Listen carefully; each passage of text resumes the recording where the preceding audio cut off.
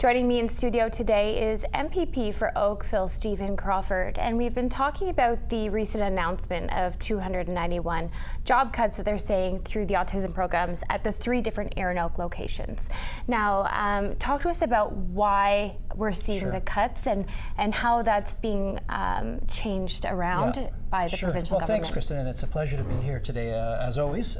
First, let me just start out by stating that our government has been committed. There's been no cuts to Ontario autism funding, number one.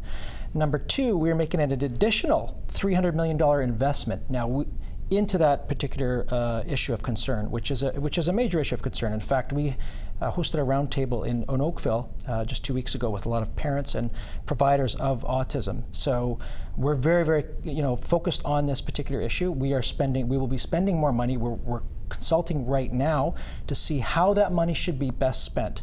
So I certainly want to get those points across. Number two is, in terms of the Erin Oaks, to what you're suggesting, that's not the government per se. What we are doing is we are funding parents of autistic children directly now. It's a different approach than what the previous government had, where funds just went to the center and then parents went there. We're giving parents choice to be able to go to Erin Oaks or other facilities for that matter. So I suspect most, if not all those people will be rehired, because there will actually be more money going to this particular issue.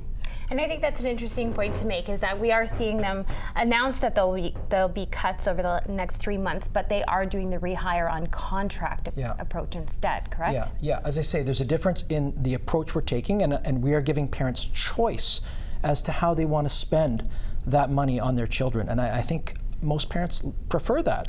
A lot of them will continue to go to Erin Oaks. Erin Oaks will probably get more people over the years ahead.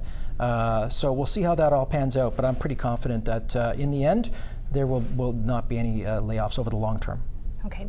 Now, one of the other discussions that are on the table right now is the talks of Bill 108 and what this means for our region as well as the individual municipalities. Now, there are some concerns about, does growth pay for growth, and what does this mean for the development of both the green belt and into residential land. So can you clarify maybe some of those? So Bill 108 just passed before the summer recess, and it's the Affordable Homes Act.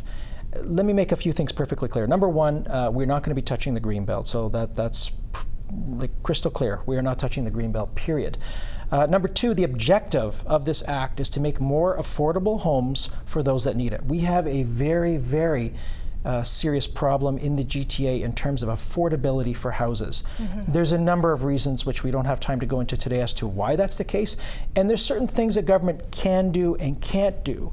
But what we are going to do is where we can have a positive impact on making homes more affordable for people, we will. And that's one of the objectives of this act here, is to be able to speed things along. There's 100,000 homes right now in Toronto, for example, that are stuck in the LPAT, which is the planning process.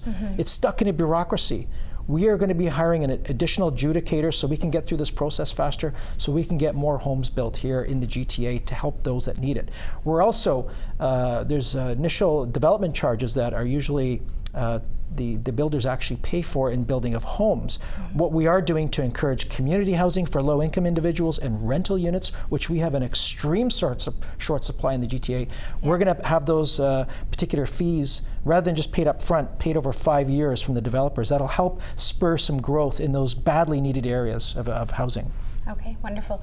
And lastly, if you just want to touch upon quickly where we sit with the regional review and what's to come in the next few months. So the regional review has been concluded. We had consultations throughout Ontario and the municipalities that were affected by actually undergoing the review.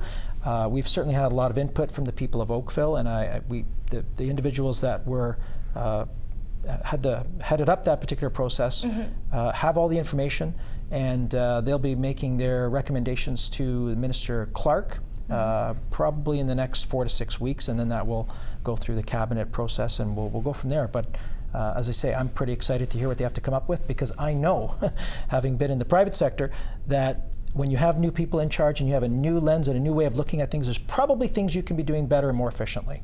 Great. So I'm excited to see what they have to come up with. Well, we'll have you back in to discuss further, but thank you very much for joining us here today. Thank you. And for those in Oakville, if you're interested in getting a hold of your local MPP, you can do so via email, stephen.crawford@pc.ola.org.